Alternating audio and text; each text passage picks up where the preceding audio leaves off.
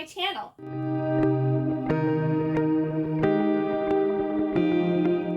So today I'm going to be doing my May book and manga haul. This is mostly a manga haul.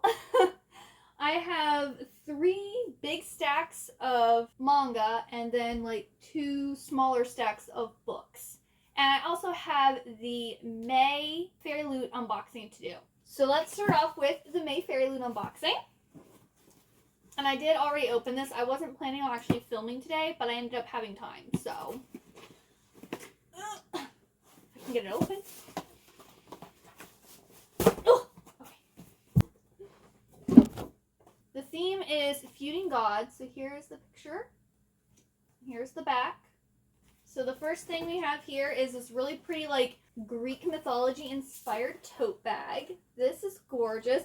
I made a comment, I think, in my last haul that I was hoping that it would be like a spring-summer theme, and I would say this is more spring-summer theme. Like, we have like these pretty like pink flowers on it, a lighter color, like light, this is almost like light academia vibes, and the other side is exactly the same.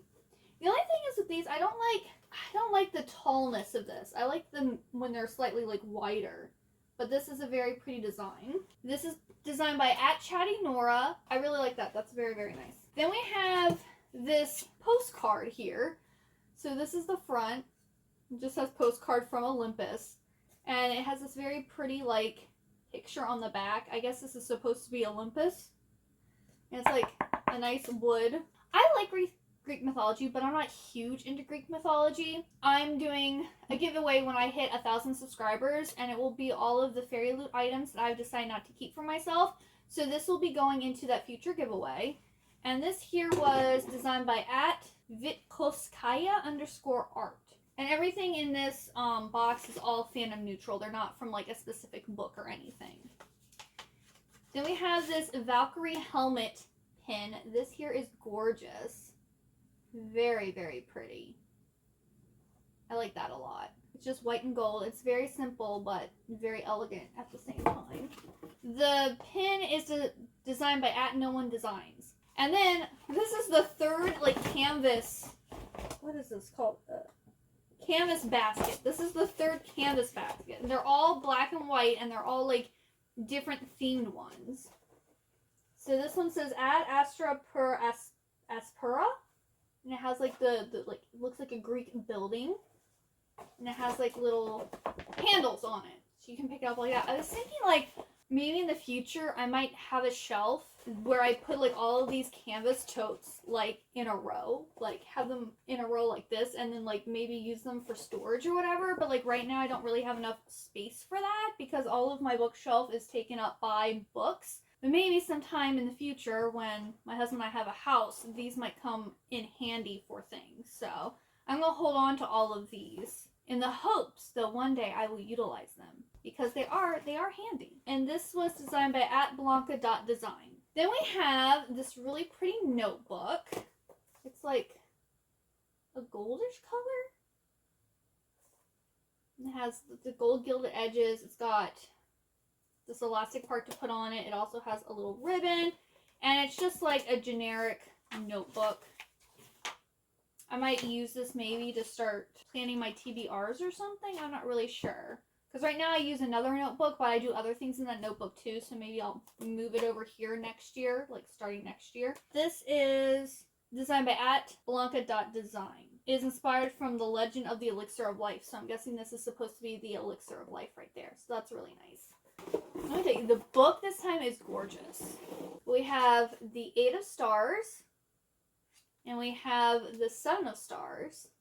This is giving you a hint to what the book is. If you know, you know. These are Roman and Iris. And they're designed by @Rosalind Arts. I'm not saying who they are yet, just in case you don't know. I'm holding the suspense. We have a bookmark. We have a print with the author's note on the back. We also have the fairy scoop.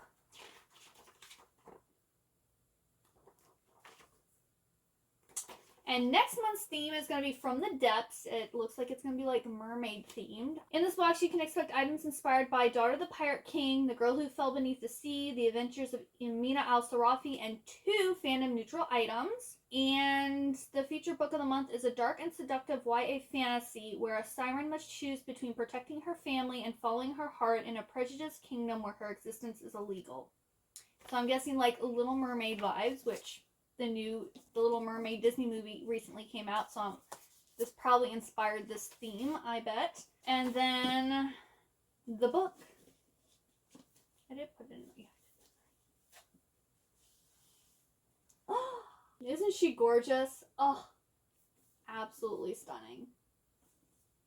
And this is like, I think this cover is unique to Fairyloot because I have the US edition from Book of the Month, and the UK edition that they were showing was different. They had both of the characters on here, but they were like different.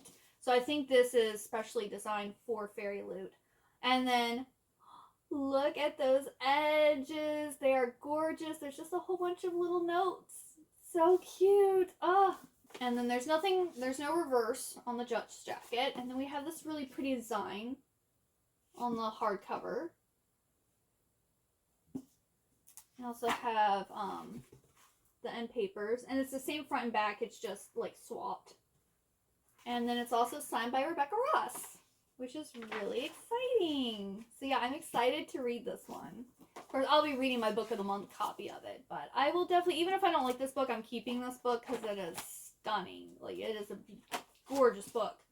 Kind of gives me World War II vibes. I wonder if I'm correct in that assessment. I guess I'll find out, won't I? This is a historical fantasy romance that is full of magical letters, mysterious disappearances, and malevolent gods.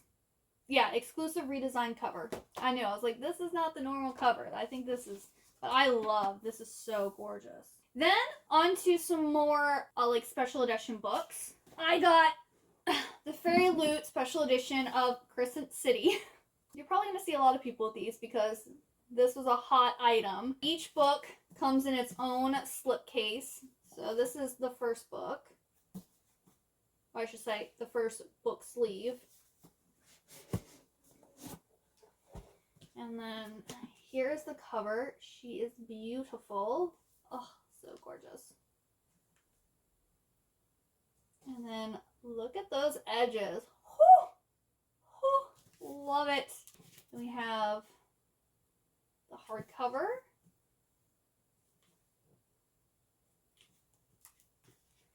We got some of our characters there. These sadly are not signed by Sarah J. Maas. They just have her like signature imprinted on the sleeve, the book sleeve. And then here's those. Oh, so pretty. Oh, so pretty. I'm gonna end up with like 3 copies of Crescent City because I have like the original US editions.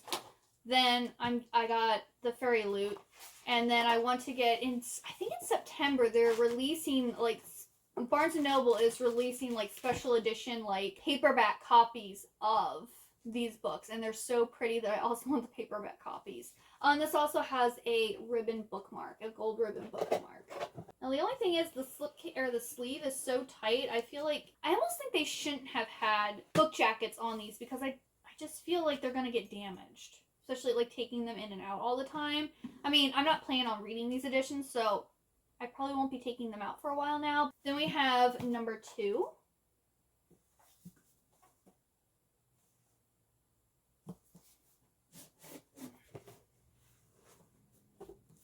This one is very pretty too. I think I like this one better because I'm not really a red fan. I love the color blue though. So blue and gold, oh, gorgeous. And then the end pages are almost exactly the same, but they're blue.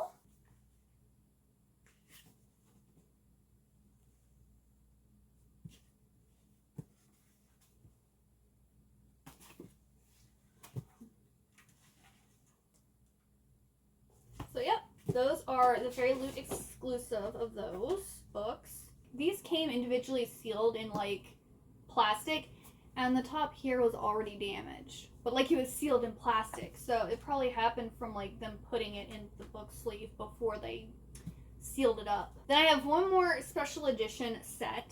So I loved my Mortal Instruments Litjoy set. And then I saw this Litjoy set, and I had just reread the first book of the series this month. I veered away from my TBR in May and decided to read the first book of this. And that is The Daughter of Smoke and Bone. So I went and bought the Litjoy special edition of this. These are gorgeous. So here's the books, like the spine of the books. And then we have the book sleeve.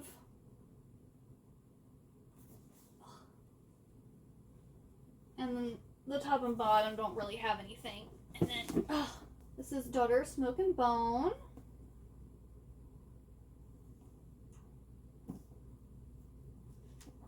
We have these pretty end pages with, the first book is signed by Laini Taylor.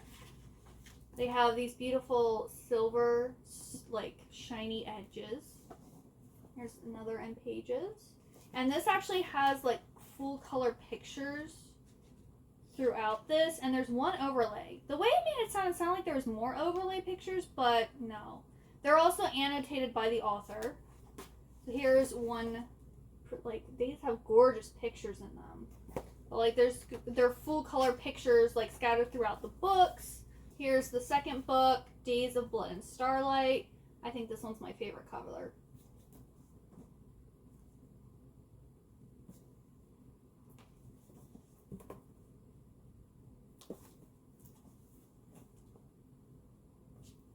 And these all also have ribbon bookmarks too. I love ribbon bookmarks.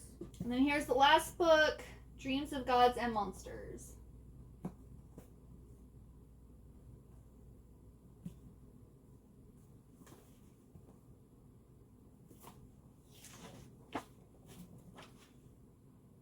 So yeah, that is it for the special editions.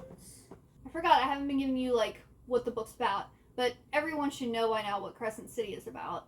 Daughter of Smoke and Bone is a trilogy by Laini Taylor that is about Karu, who has been raised by, like, demons her entire life, and she doesn't know where she came from or who her parents are or why she was raised by them, and she ends up meeting an angel that's in war with the demons, and she finds out, like, about her backstory and also, like, this whole, like, battle between angels and demons type of thing, and it's really good. It's a good, like, urban, like, angels versus demon fantasy story, and I really enjoyed the first book. I enjoyed it the first time I read it, and I enjoyed the reread too, so I'm looking forward to continuing on with the series. Then I got Revelations, which is book 2 in the Belmort series. This is by Bella Higgin, and it is a vampire story, and this is originally from Wattpad, so this is a Wattpad book. And I think this girl becomes a donor to a vampire to, like, look for her sister or in place of her sister or something. I haven't read the first book yet, but it's like a vampire story. Like, there hasn't been a vampire story that I haven't liked. So I know I'm gonna like this when I eventually get to it. Can't tell you if it's good or bad yet, but I'm gonna keep buying it. And I keep on thinking, I'm like, oh, I need to read that. Oh, I need to read that. And I just haven't gotten around to it. Don't know why, but it is something I'm very much looking forward to. Then I got A Fractal Noise by Christopher Paolini, and this is the second book in... You don't have to read To Sleep in a Sea of Stars to read this one, but they're set in, like, the same universe or same world or whatever. And I hadn't read To Sleep of a... Well, I still haven't, but if you watched my June TBR, my bestie Jennifer actually chose 5 of the books for my June TBR, and she decided to choose To Sleep in a Sea of Stars for me to read. So I have that big old book that I'm going to be reading. So this one's really short, which means if I like To Sleep in a Sea of Stars, I might be reading this one in July. But this is, I know To Sleep in a Sea of Stars is like First Contact with Aliens, and like people either love that one or hate it, so I'm not really a sci-fi person, so I don't know where I'm going to land. But this one I think is another, they go on a mission to find something. And they're like, it says, in the silence of space, a beacon calls. So, like, there's these group of, I guess, astronauts who are going to look for this hole. And why is it there? Kind of want to be vague because I kind of don't want to know, like, but basically if you like, I think, like, First Contact with Aliens or sci-fi in general, you probably would like this series. Yeah, I hope I like it. I really do. I Again, I'm not that into sci-fi, but I do like Christopher Paolini, so I'm hoping I enjoy his sci-fi. I like Aragon, so we'll see. Then I got the third and final book in the Iron Fate series, which is the Iron Vow. This is the third book in the Iron Fate Evenfall, but I think it's also supposed to be finally the final book in the Iron Fate series, universe, whatever you want to call it. And this is a trilogy. This is the last book of a trilogy that is about Puck, or Robin Goodfellow, or I think Peter Pan was inspired by Puck. The Iron Fae, like the initial series, is about this girl named Megan who's half fairy and doesn't know it, and her brother gets kidnapped by fairies, and she has to go and save him, and she meets all these people along the way. If you like Jim Henson's The Labyrinth with David Bowie, you would love this series. Or Alice in Wonderland, you probably would also love the series. This third one, at least the first book, wasn't really my cup of tea. It was kind of a little boring. But Megan's 6-book series, and then her brother Ethan's sequel series, those were both really, really good. But I mean, it might get better the further it goes. I am looking forward to reading this. I still need to read the second book. Then A Fall of the School for Good and Evil. I've already read this one. This is a sequel to Rise of the School for Good and Evil, but a prequel to the School for Good and Evil series. And we're still following our two brothers who started the School for Good and Evil, and kind of their battle to be the number one schoolmaster. And this one, I will say, I liked more, because Rise of the School for Good and Evil, I gave 2 stars. This one, I gave 3 stars. So I did enjoy this more. I felt like Rise was geared towards middle grade boys, and that's one reason I'm not into the Percy Jackson series. I just felt like it was geared towards middle school aged boys. But this one, I think, aged up a little bit more, and it wasn't as annoying. And I like the characters more. They weren't as whiny or a chore to read. I read this very quickly, and I did enjoy it. So, yeah, I do suggest this one, but you have to read Rise to get to this one. So if you love the School for Good and Evil series, I would read the prequel series. If you don't love that series, I wouldn't suggest reading the prequel series, because I don't think you're going to enjoy it that much. Unless you are a middle school boy. Then I got Song of Silver Flame Like Night. I ended up finding this for $9.98 at Wonder Books, which is this used bookstore near where I live. And I think Liv from Olivia Reads a Latte is reading this for her Patreon book club later this year. And so I was like, oh, I need to get my hands on that because I'm interested in it. I didn't know when I was like, oh, I kind of want to get the Kindle edition and read it eventually. But since she's going to be reading it later this year, I saw it at Wonder Books, so I was like, I'm just going to pick it up now because I now know when I'm going to be reading it. So this looks like it's set in an Asian world with magic. And there's going to be, our two main characters are Zen and Lan. And there's going to be a battle for the Last Kingdom. Magic and battle. That sounds pretty interesting and pretty good. I've seen a lot of people haul this book, but I haven't heard anyone actually read it yet. So I have no idea if this is good or not. I'm pretty sure I'll like it. Most things that set in Asia, I generally like. My Betsy and I went to Barnes & Noble today and we bought some books.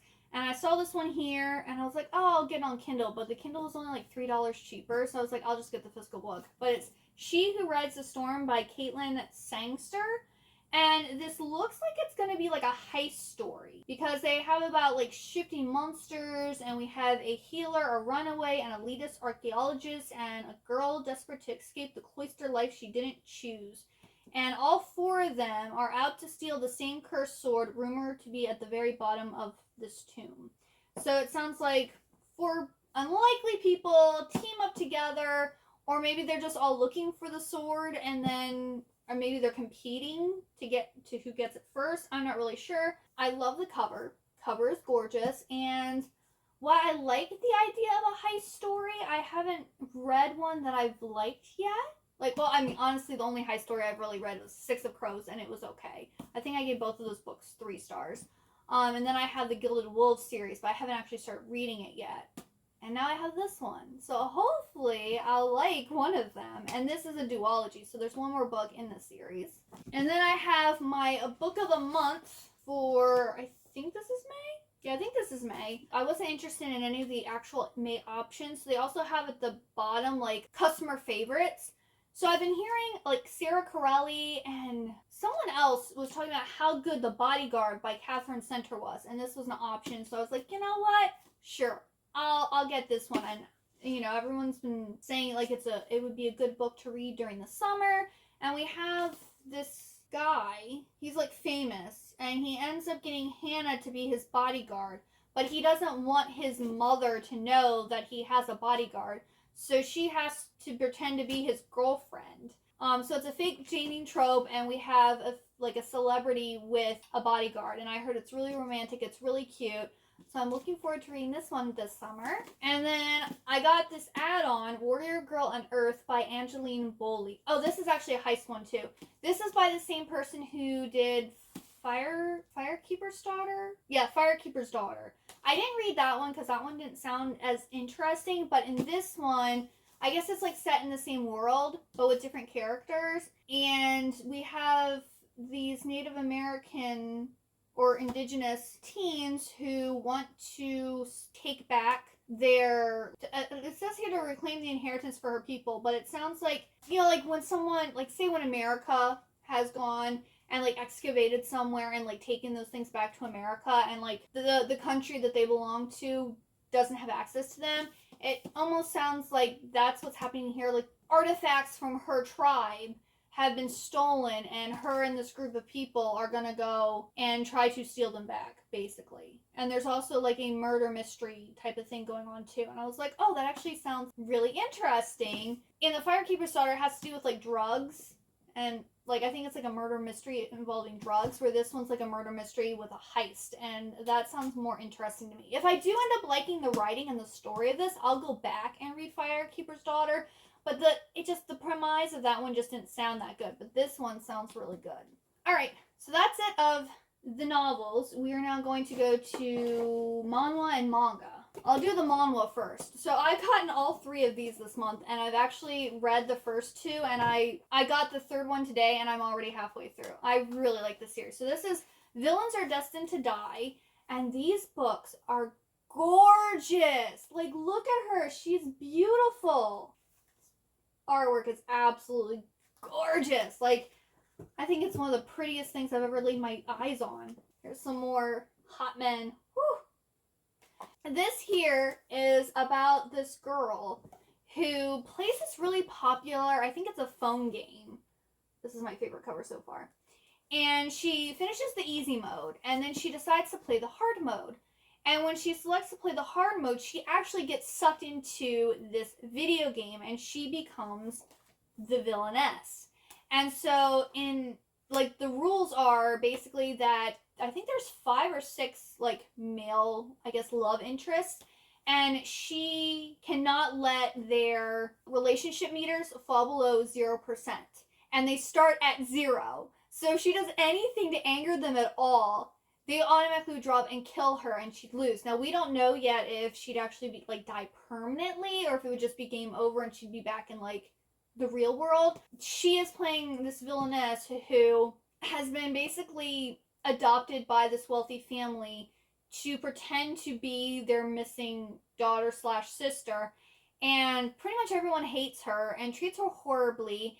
And the way this character is treated is also very similar to how the girl is treated in real life, because she's like a bastard, and her dad does, or I guess it's not actually her dad, because I guess her mom cheated on the dad. And her 2, I guess, half brothers are like really mean to her and treat her horribly. A lot of the things that she has pent up, that she's mentally been like holding back, she's now like kind of fighting back as this girl to like be like, I'm not going to continue to be treated like dirt, especially in this world that I'm being someone who I'm not even that person. Like, I'm not going to take it anymore. It's so cute. Like, I love it so much. Like, usually I want to wait for a series to be complete before I read it, but I was like, no, I have to find out what this is about. I need to start reading it, and now I want to read all of it. And volume 3 literally just came out on May 23rd, so I don't know how long it's going to be till the next volume. And these are heavy. They're full color. They're really thick. They're the $20 price tag. But I got all of these at Barnes & Noble, and they're just beautiful. The story's okay. Like, I think I've given them all 4 stars so far. So I'm enjoying it. It's not a favorite, but it's just so pretty. Like, I just want to keep flipping through it and looking at all the pretty pictures. So if you want a manhwa that's just beautiful to look at and has a decent story, but it's basically just artwork to look upon, I would really suggest this series. It's oh, so pretty. And then I got more Yona of the Dawn.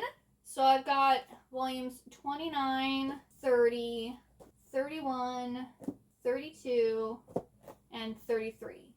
I'm not going to talk about what this is about. It's a Shoujo Beat series set in a, like, Asian, it's like a fantasy set in an Asian world, and it has, like, romance and mutiny and different stuff in it. And I've now watched the first 3 episodes of the anime. And I am enjoying it. I wasn't in the mood to watch it. Like, I'm like, oh, this is really pretty. Oh, this is really interesting. But, like, I just wasn't in the mood. I wanted comedy. There wasn't any comedy yet. And, I mean, for good reason. If you've watched or read this, you know there might be comedy later on. In the first 3 episodes, there wasn't. So, I had to switch to something that was funny. It seems like this is going to be very drama heavy. And I have to be in the right headspace for all that drama. Then also, while I was at Barnes & Noble today, I picked up The Savior's Book Cafe Story in Another World, Volumes 1 and 2. So here's Volume 1, and here's Volume 2. And this one feels like it has different paper and is heavier than this one. This is very light, and this one, like, I don't know. It feels like they're different. Maybe they changed the paper? I think this is a second printing because they were out of number 2 for a while. No, this is the first printing. Yeah, I don't know. But, like, for some reason, this feels a lot heavier than this, but they're, like, the same size. They have to have used different paper, because this even feels, like, thicker and sturdier. And then the same price, too. I've been really liking, like, wanting to buy 7 Seas manga. Like, Shoujo Beat and 7 Seas is, like, what I mostly buy right now. This is about this Tsukina, who's a 30-something office worker whose favorite thing is curling up with a good book. Totally relate. When a god tells her that she must go to another world to become its magical savior. So this is an isekai. Tsukina isn't interested. She has zero desire to go on some grand hero's journey. So when she arrives in this strange new land, she decides to use her magical powers to create a cozy little book cafe instead. Her first customer is a handsome soldier who loves reading almost as much as she does. But when a fellow savior starts causing trouble, Tsukina must have to play the hero after all. And they actually, volume 5 is the last volume, and I guess it just came out because at Barnes & Noble they had 1, 2, 4, and 5. If they had had 3, I would have just gone ahead and bought the whole series today, but they are missing volume 3, so I think I'll buy this next month to finish up the series because I really want to read it. It looks so adorable. Like, that just sounds so cute, and I hope I like this isekai because I made a comment before that it seems like that's all that Japan is doing, but, like, I want to find the really good, cute ones. Then I got Cant Communicate Volume 17 today. They didn't have Volume 18, so I was only able to get Volume 17. And again, this is another one I've been buying in, like, every haul. It's about this girl named Komi who has social anxiety. She's so terrified of being around people that she can't talk. She befriends this guy in class who understands her, and he helps her make friends. And it's a cute little slice of life story. Very, very precious. I got volume 48 of Skippy. This series, yes, is still going. Like, it was funny, my friend Jennifer was talking about how she, I guess, had recently rewatched this anime, and she was talking about, like, what are you... It's like, oh, Skippy? She's like, yeah. I was like, yeah, you know it's still the manga's still going? She was, no. I was like, yes, I literally just bought the newest volume the other day. And she's like, that's crazy. And I feel like the volumes are getting smaller, too. Like, I feel like this is half the size of what they normally are. Skippy is about this girl who ends up, like, uprooting her life to go and support, I think he's her singer boyfriend. Or he's not actually her singer friend, and she's in love with him. And she finds out that he's just using her, and he thinks that she's useless and not special or whatever. So she's like, well, I'm going to prove you wrong. I'm going to become more famous than you. It's her journey. And it is so good. I mean, I've only read the first 29 volumes. And the anime was okay. But I can't wait for this to finally be finished. And then I think I'm going to binge it because it takes so long in between each volume. I don't want to, like, catch up and then have a really long wait till the next one, because I think only, like, one a year is coming out. So it's very, very slow. It's one of those I kind of hope it ends soon. That way I can reread it and then continue on from where I left off. But also, I just love this series so much that I kind of don't ever want it to end. Then I got volume 2 of Marmalade Boy. This is the second collector's edition. It's the newly translated. So I'm going to wait for all 4 of these to come out before I reread Marmalade Boy, because I have read the Tokyo Pop version, and I have read the Tokyo Pop version. So I'm interested to see if they maybe do things to like make it more relevant. You know what I'm saying? Because I know in like Sailor Moon, I believe in one of the scenes, like they have a floppy disk, and in the new release that they did, they have it as a CD. So I'm wondering if they do something like that, or if they like change people's ages or anything like that, because there's a lot of stuff that happens in this that would be considered taboo relationships. Like we have our main girl Miki. We have Miki. Oh, they're here. Miki, Yu, and then Ginta. Miki and Yu's parents end up, I think, meeting on a cruise, and they decide to swap partners. And instead of like each kid having, or each teenager having one of their parents not with them, they decide they're all going to live in a house together. They have a crush on each other. And at one point, they do think that they may be like half brother and sister. So kind of, if you like that whole trope in the Mortal Instruments series, you'll like this. Ginta is Miki's like childhood friend, and he has a crush on her. And then her best friend has a thing with one of their teachers. So a lot of drama, a lot of taboo relationship type stuff, but I absolutely adore this one. All right, I think we're now just to the big sets that I have here. Actually, I have some manga below a set. First, I bought all of Boarding School Juliet. So all 16 volumes of Boarding School Juliet. Now, I got all of this off of Mercari. I got it for, well, I thought it was going to be like $30 off, but the person who was selling it didn't specify that volume 11 was missing. It said complete series 1 through 16. But in the picture, it was missing volume 11, and when I got it in the mail, it was missing volume 11. Luckily, Barnes & Noble had multiple copies of it in stock, so I just went and bought it brand new. But that made it so I only saved $20 on the series, which is still a little over 2 volumes I basically got free. So it's still a good deal, but I was a little upset about that the listing wasn't clear. Because some people do that, oh, like complete series, and then in the description it'll be like, oh, missing this in this volume. I'm like, well, that's not a complete series then. It's a complete series, even in the description. But I'm happy to have all, this is, it's shonen, but it's also romance. So that's one reason I got it, because I'm not really into shonen, but it's all centered around a romance. So we have Romeo and Juliet, and they go to this school, and they're like fighting clans. We have the Black Cat clan and the White Rabbit clan, and they're like at odds with each other, and so there's a lot of fighting. Romeo and Juliet are all each like the leaders of each of the clans, and they are like secretly in love with each other. And that just sounds really, really cute. So this is a volume 1. And then we have 2, 3, 4, 5, 6, 7, 8, 9, 10, 11, 12, 13, 14, 15, and 16. So that is a complete series that I got all in 1 month. I have another complete series I bought. So this one I also got on Mercari. I got all 12 volumes for $65. That's like almost half of them for free. So I got all of Daytime Shooting Star.